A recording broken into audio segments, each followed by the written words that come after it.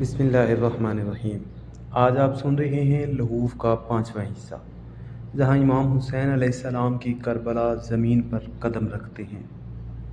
یہ وہ وقت ہے جہاں زندگی اور شہادت کے درمیان سناٹا ہے اور ہر دل امتحان میں ہے۔ کربلا کا میدان سج چکا ہے اور شب عاشور کی روانی سے پہلے ہم دیکھتے ہیں امام اور ان کے وفادار اصحاب کا صبر، یقین اور وفا۔ آپ سے درخواست ہے اس ایپیسوڈ کو توجہ اور دل سے سنیں۔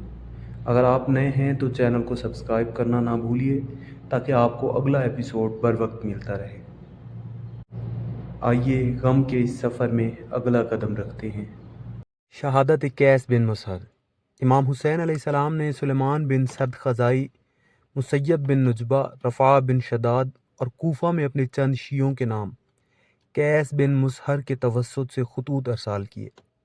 قیس جب نزدیک کوفہ پہنچے تو ان کی ملاقات ابن زیاد کے ایک سپاہی حسین بن نمیر سے ہوئی۔ جب اس نے تلاشی لینا چاہی تو قیس نے امام حسین علیہ السلام کے خطوط باہر نکال کر ٹکڑے کر دیے۔ حسین ان کو ابن زیاد کے پاس لے گیا۔ ابن زیاد نے پوچھا تو کون ہے؟ انہوں نے کہا میں علی ابن ابی طالب اور ان کی اولاد کا شیعہ ہوں۔ اس نے کہا تم نے یہ خطوط کس لیے پھاڑے؟ قیس نے جواب دیا اس لیے کہ تو ان کے مطلب سے آگاہ نہ ہو۔ ابن زیاد نے سوال کیا یہ خطوط کس کی طرف سے تھے؟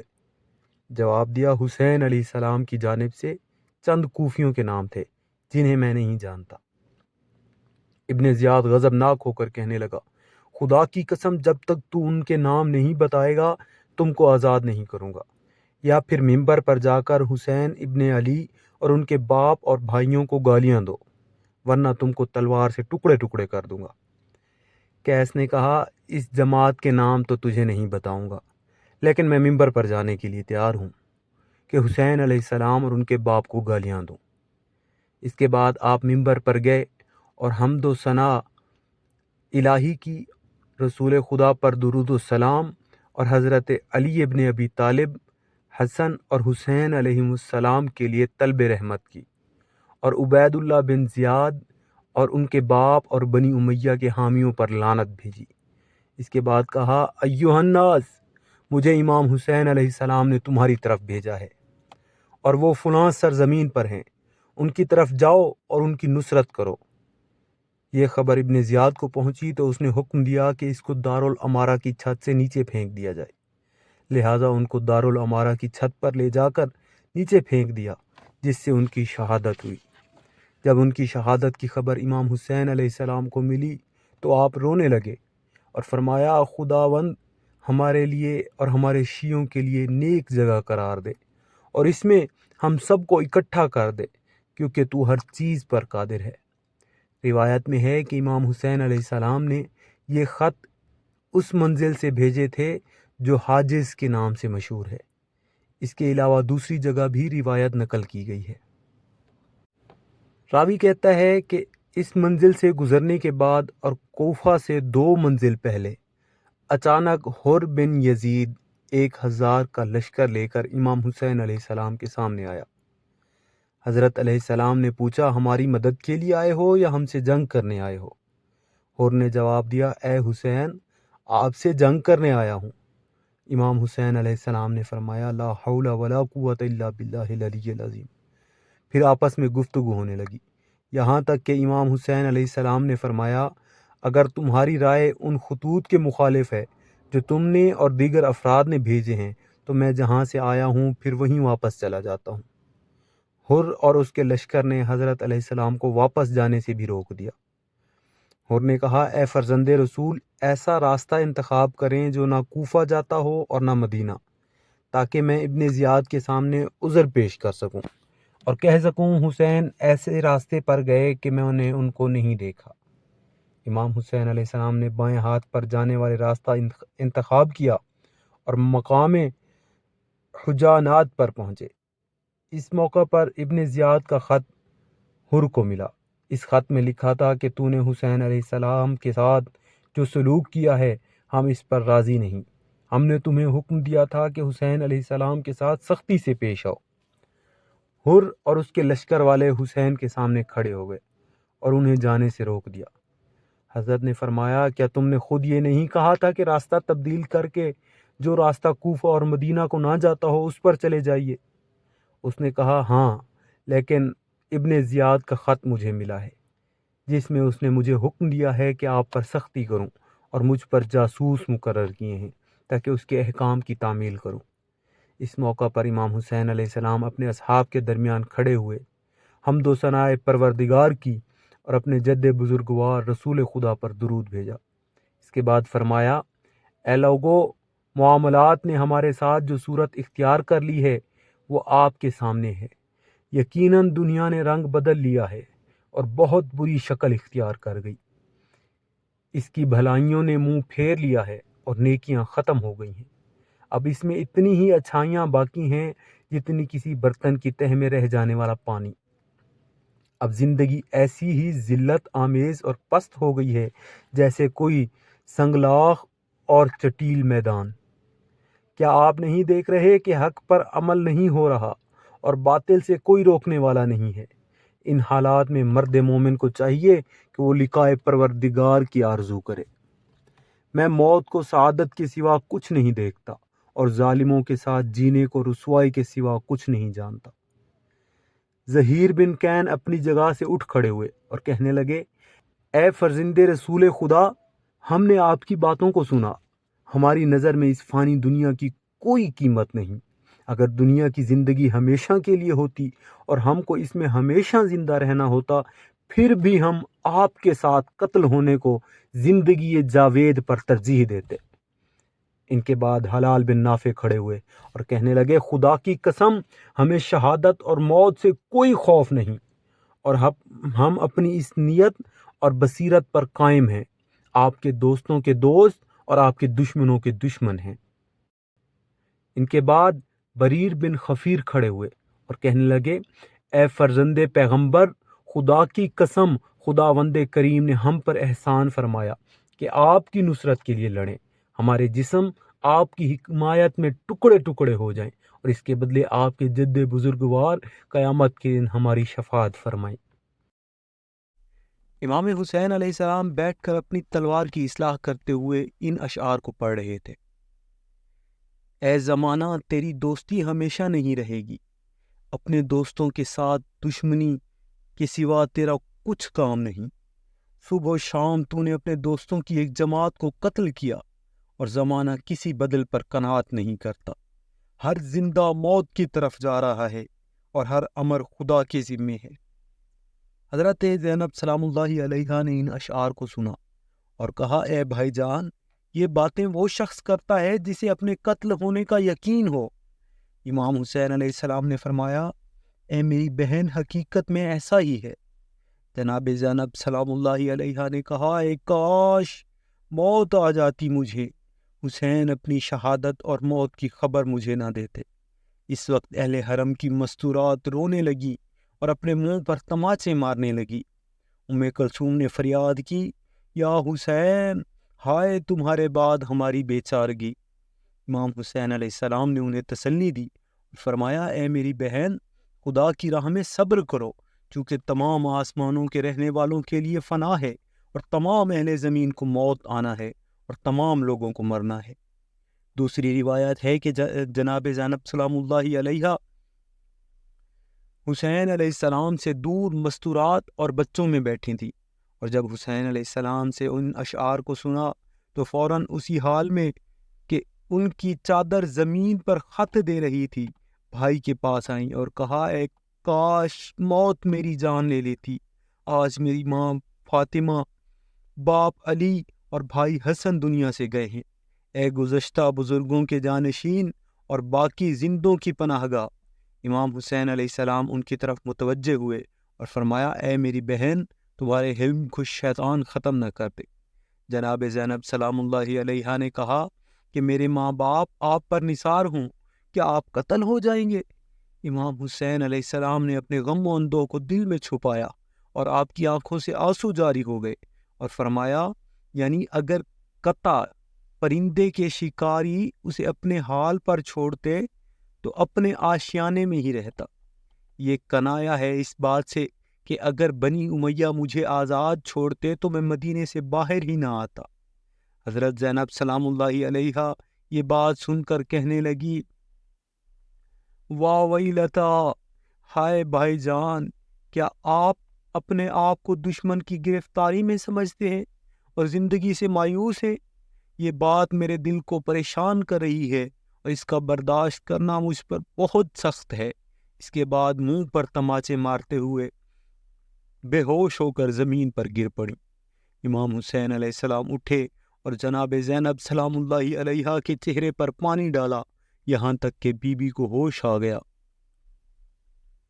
اور ان کو تسلی دی اور انہیں اپنے جد بزرگوار رسول خدا اور اپنے بابا علی کے مصائب کی یاد دلائی، تاکہ ان کی شہادت کو چھوٹی مصیبت سمجھ کر جناب زینب سلام اللہ علیہا کو سکون مل جائے۔ امام حسین علیہ السلام کا اہل بیت حرم کو ساتھ لانے کی ایک وجہ شاید یہ ہو کہ اگر حضرت اپنے اہل بیت کو حجاز میں یا کسی اور شہر میں چھوڑ دیتے تو یزید بن معاویہ لعنت اللہ علیہ فوج بھیج کر ان کو اسیر کروا لیتا اور ان کو اتنی تکلیف دیتا کہ شاید امام حسین راہ خدا میں شہادت و قربانی کی سعادت پر فائز ہونے میں مشکلات سے دوچار ہو کر محروم ہو جاتے۔ ابن زیاد نے اپنے ساتھیوں کو امام حسین علیہ السلام کے ساتھ جنگ کرنے کی دعوت دی، انہیں راہ حق سے منحرف کیا اور اس پر انہوں نے اس کی پیروی کی، اور اس نے عمر بن سعد کی آخرت کو دنیاوی مال کے ذریعے خرید لیا اور اسے اپنے لشکر کا سپہ سالار بنا دیا۔ عمر ابن سعد نے بھی اسے قبول کیا اور کوفہ سے 4000 سوار سپاہیوں کے ساتھ امام حسین علیہ السلام سے جنگ کرنے کے لیے کوفہ سے روانہ ہوا۔ ابن زیاد مسلسل اس کے لیے لشکر روانہ کرتا رہا، یہاں تک کہ 6 محرم کی رات تک 20,000 سوار اس کے پاس پہنچ گئے۔ اس کے بعد امام حسین علیہ السلام پر بندش آب یعنی پانی بند کر دیا گیا، اس قدر سختی کی کہ جس کے نتیجے میں آپ اور آپ کے اصحاب با وفا پر شدید پیاس کا غلبہ ہو گیا۔ امام حسین علیہ السلام اپنی تلوار کے سہارے کھڑے ہوئے اور بآواز بلند فرمایا، میں تمہیں خدا کا واسطہ دے کر پوچھتا ہوں، کیا تم مجھے پہچانتے ہو؟ انہوں نے جواب دیا، آپ فرزند پیغمبر خدا اور ان کے نواسے ہیں۔ پھر فرمایا، میں تمہیں خدا کا واسطہ دے کر پوچھتا ہوں، کیا تم مجھے جانتے ہو؟ کیا رسول خدا میرے جد امجد نہیں ہیں؟ انہوں نے جواب دیا، ہاں، خدا کی قسم آپ رسول اللہ کے نواسے ہیں۔ حضرت نے فرمایا، پھر تمہیں خدا کا واسطہ دے کر پوچھتا ہوں، کیا تمہیں یہ علم نہیں ہے کہ میرے والد علی ابن ابی طالب ہیں؟ انہوں نے جواب دیا، ہاں، خدا کی قسم ہم جانتے ہیں۔ حضرت نے فرمایا، میں تمہیں خدا کا واسطہ دے کر پوچھتا ہوں، کیا تمہیں علم نہیں ہے کہ میری والدہ فاطمہ زہرا سلام اللہ علیہا دختر محمد مصطفیٰ ہے؟ انہوں نے جواب دیا، ہاں، خدا کی قسم ہم جانتے ہیں۔ حضرت نے فرمایا، میں تمہیں خدا کا واسطہ دے کر پوچھتا ہوں، کیا تمہیں یہ علم نہیں ہے کہ میری جدہ جناب خدیجہ بنت خویلد ہے اور وہ پہلی خاتون ہے کہ جنہوں نے عورتوں میں سب سے پہلے اسلام قبول کیا؟ انہوں نے جواب دیا، ہاں، خدا کی قسم ہم جانتے ہیں۔ فرمایا، کیا حضرت حمزہ میرے والد کے چچا نہیں ہیں؟ انہوں نے جواب دیا، ہاں، خدا کی قسم ایسا ہی ہے۔ حضرت نے فرمایا، میں تمہیں خدا کا واسطہ دے کر پوچھتا ہوں، کیا جعفر طیار میرے چچا نہیں ہیں؟ انہوں نے جواب دیا، ہاں، خدا کی قسم آپ درست فرما رہے ہیں۔ حضرت نے فرمایا، میں تمہیں خدا کا واسطہ دے کر پوچھتا ہوں، کیا تم نہیں جانتے کہ جو تلوار میرے پاس ہے وہ رسول خدا کی ہے؟ تو انہوں نے جواب دیا، ہاں، خدا کی قسم ہم جانتے ہیں۔ حضرت نے فرمایا، میں تمہیں خدا کا واسطہ دے کر پوچھتا ہوں، کیا تم نہیں جانتے کہ جو امامہ میرے سر پر ہے یہ رسول خدا کا امامہ ہے؟ تو انہوں نے جواب دیا، ہاں، خدا کی قسم ہم جانتے ہیں۔ حضرت نے فرمایا، تمہیں خدا کا واسطہ دے کر پوچھتا ہوں، کیا تم نہیں جانتے کہ علی وہ پہلے شخص ہیں جنہوں نے اسلام قبول کیا اور وہ سب لوگوں سے زیادہ علم رکھنے والے اور سب سے زیادہ بردبار تھے اور ہر مسلمان و مرد و عورت کے موالی و امیر تھے؟ انہوں نے جواب دیا، ہاں، خدا کی قسم ہم جانتے ہیں۔ نے فرمایا، پھر تم کیوں میرا خون بہانا حلال سمجھ رہے ہو، حالانکہ میرے والد ساقی کوثر ہیں جن کے ہاتھوں میں روز قیامت پرچم اسلام ہوگا، انہوں نے جواب دیا کہ آپ نے جو کچھ بیان فرمایا یہ سب ہم جانتے ہیں، لیکن جب تک آپ تشنہ لب جان نہ دے دیں ہم آپ کو چھوڑنے والے نہیں ہیں۔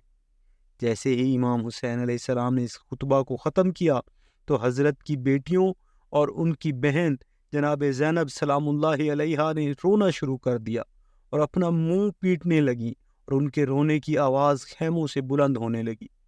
امام حسین علیہ السلام نے اپنے بھائی عباس اور لخت جگر علی اکبر کو ان کی طرف بھیجا اور فرمایا کہ مستورات کو خاموش کرائیں، کہ کیونکہ مجھے اپنی جان کی قسم انہیں اس کے بعد ابھی بہت رونا ہوگا۔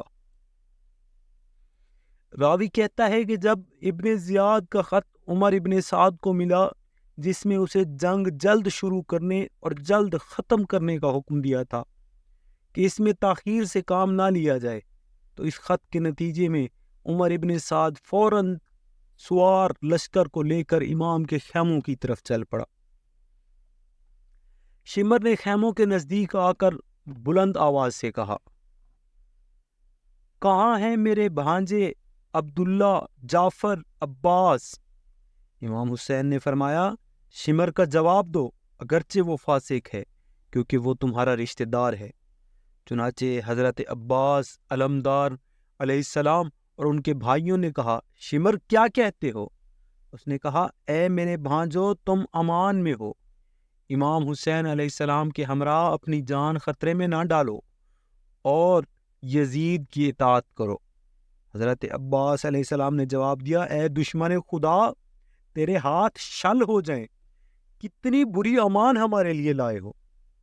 کیا تم چاہتے ہو کہ ہم اپنے بھائی فرزند فاطمہ زہرا امام حسین علیہ السلام کو چھوڑ کر ملعون اور ملعون کے بیٹوں کے ساتھ ہو جائیں؟ شمر غضبناک حالت میں اپنے لشکر کی طرف لوٹ گیا۔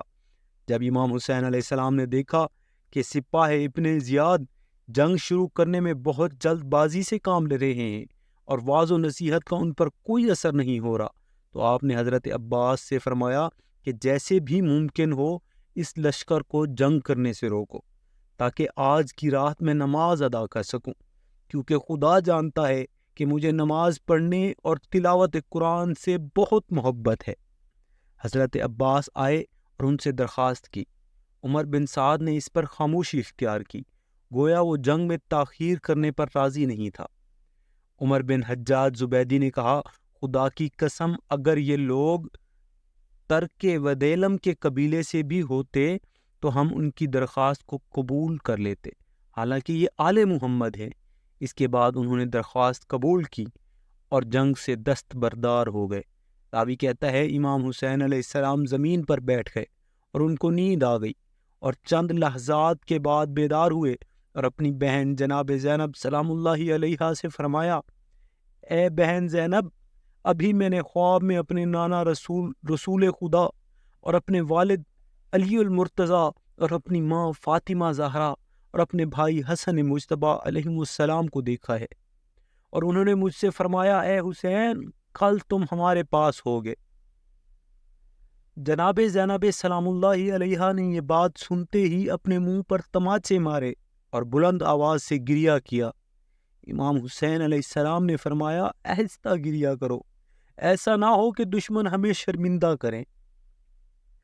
چنانچہ جب رات کی تاریکی چھا گئی تو امام حسین علیہ السلام نے اپنے اصحاب کو جمع کیا اور خطبہ ارشاد فرمایا، جس میں بعد از حمد و ثناء رب جلیل کے یوں فرمایا۔ امام نے فرمایا، میں کسی کے اصحاب کو اپنے اصحاب سے زیادہ نیک اور اپنے اہل بیت سے زیادہ اچھا کسی کے اہل بیت کو نہیں جانتا۔ خدا تم سب کو جزائے خیر عطا فرمائے۔ یہ رات کا سناٹا ہے، اس کو غنیمت جانو، اور تم میں سے ہر ایک میری اہل بیت کے مردوں میں سے ایک ایک کو اپنے ہمراہ لے کر چلے جاؤ اور مجھے اس لشکر کے پاس اپنے حال پر چھوڑ دو، کیونکہ انہیں میرے سوا کسی اور سے غرض نہیں۔ امام حسین علیہ السلام کے بھائیوں، اولاد اور عبداللہ ابن جعفر کی اولاد نے امام علیہ السلام کے جواب میں عرض کیا، ہم آپ کو چھوڑ کر چلے جائیں تاکہ ہم آپ کے بعد زندہ رہیں؟ خدا ہرگز ایسا دن ہمیں نصیب نہ کرے۔ اور اس کلام کو سب سے پہلے حضرت عباس بن علی نے کہا، اور باقی افراد نے ان کی پیروی کرتے ہوئے یہی جواب دیا۔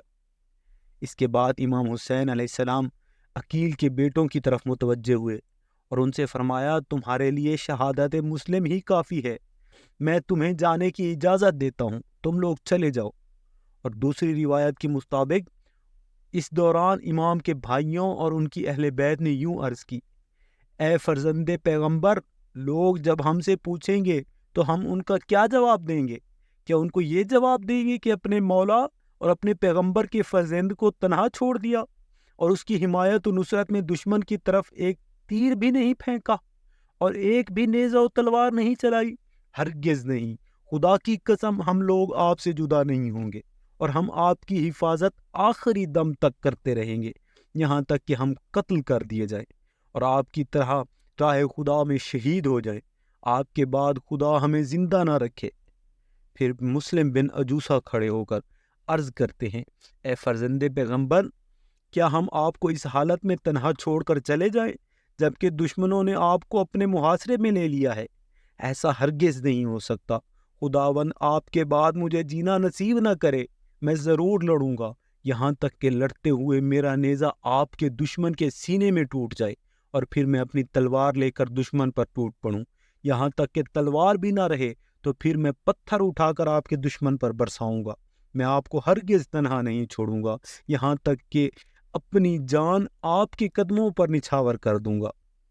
ان کے بعد سعید بن عبداللہ حنفی کھڑے ہوئے اور عرض کیا، اے فرزند پیغمبر، خدا کی قسم ہم آپ کو کبھی تنہا نہ چھوڑیں گے تاکہ خدا یہ جان لے کہ ہم نے آپ کے بارے میں جو رسول خدا کی وصیت سنی تھی اسے یاد رکھا، اور اگر میں یہ جان لوں کہ آپ کی راہ میں مجھے قتل کیا جائے گا اور پھر زندہ کیا جائے گا اور پھر زندہ جلا دیا جائے گا اور یہاں تک کہ مجھے اسی طرح 70 مرتبہ ہی کیوں نہ جلا دیا جائے، پھر بھی میں آپ سے جدا نہ ہوں گا اور اپنی جان آپ سے پہلے قربان کروں گا، اور کیوں نہ آپ کے لیے جان اثار کروں، جبکہ ایک مرتبہ مرنا تو ہے ہی اور اس کے بعد ابدی عزت و سعادت ہے۔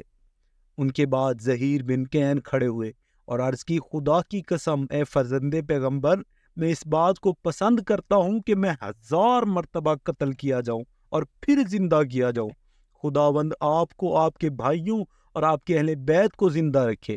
پھر ان کے بعد امام حسین علیہ السلام کے باقی اصحاب نے بھی اسی طرح کی حمایت کا اظہار کیا اور انہوں نے عرض کی، ہماری جانیں آپ پر قربان ہو، ہم ہر صورت آپ کی حفاظت کریں گے، کیونکہ اگر ہم قتل بھی ہو جائیں تو گویا ہم نے اس تکلیف کو ادا کیا جس کو خدا نے ہم پر واجب کیا تھا۔ اسی شب عاشور محمد بن حضرمی کو خبر ملی کہ اس کے بیٹے کو شہری میں گرفتار کر لیا گیا ہے، تو اس نے کہا، میں اس کے معاملے کو خدا کے سپرد کرتا ہوں، مجھے اپنی جان کی قسم مجھے یہ گوارا نہیں ہے کہ میرا بیٹا اسیر ہو جائے اور میں اس کے بعد زندہ رہوں۔ جب اس کی یہ بات امام حسین نے سنی تو فرمایا، خدا تیری مغفرت کرے، میں نے تجھ سے اپنی بیعت اٹھا لی ہے اور تو اپنے بیٹے کی رہائی کے لیے چلا جا۔ تو اس نے عرض کی، اگر میں آپ سے جدا ہو جاؤں تو مجھے جنگل کے درندے زندہ پھاڑ کھائیں۔ امام نے فرمایا، اچھا یہ پوشاک برد یمانی اپنے بیٹے کو دو تاکہ وہ اپنے بھائی کی رہائی کے لیے اس سے استفادہ کر سکے۔ بس حضرت علیہ السلام نے اسے 5 پوشاک برد یمانی عطا کی کہ جس کی قیمت 1000 دینار تھی۔ راوی کہتا ہے کہ اس رات امام حسین علیہ السلام اور ان کے اصحاب نے یوں گزاری کہ ان کے مناجات کی صدائیں سنی جا رہی تھیں، کچھ اصحاب حالت رکوع میں اور کچھ حالت سجود میں اور کچھ حالت قیام میں عبادت الہی میں مشغول تھے۔ چنانچہ اسی رات 32 آدمی عمر بن سعد کے لشکر سے جدا ہو کر امام حسین علیہ السلام کے لشکر سے آ ملے۔ امام حسین علیہ السلام کی کثرت نماز اور عبادت ہمیشہ اسی طرح تھی۔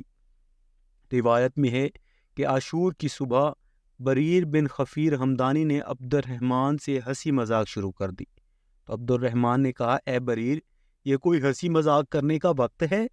بریر نے کہا، میری قوم جانتی ہے کہ میں نے عمر بھر کسی سے کوئی مذاق نہیں کیا، لیکن میری اس خوشی کا اظہار شہادت پر فائز ہونے کی وجہ سے ہے۔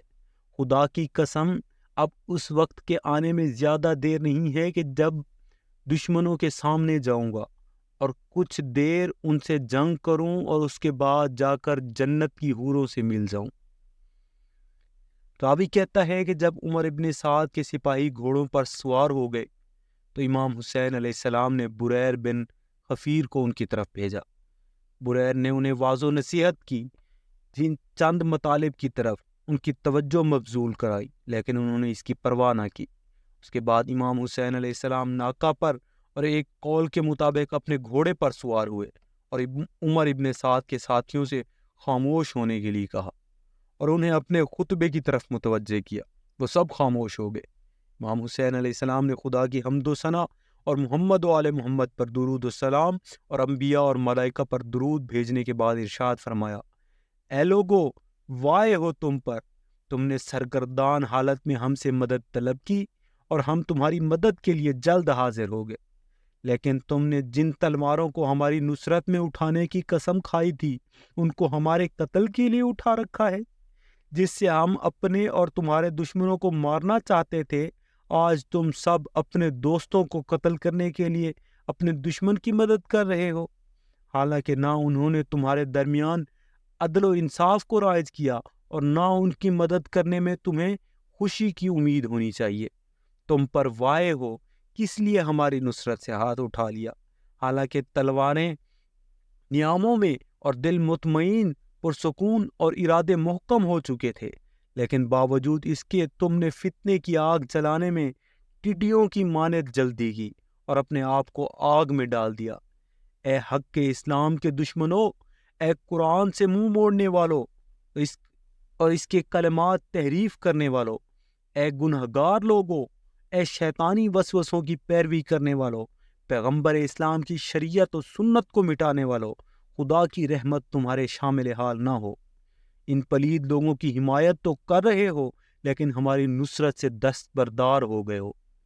ہاں، خدا کی قسم قدیم زمانے ہی سے تم میں مکر و فریب تھا اور تمہارا خمیر اسی مکر و فریب کے پانی مٹی سے اٹھایا گیا اور تمہاری فکر اسی پر پروان چڑھی ہے۔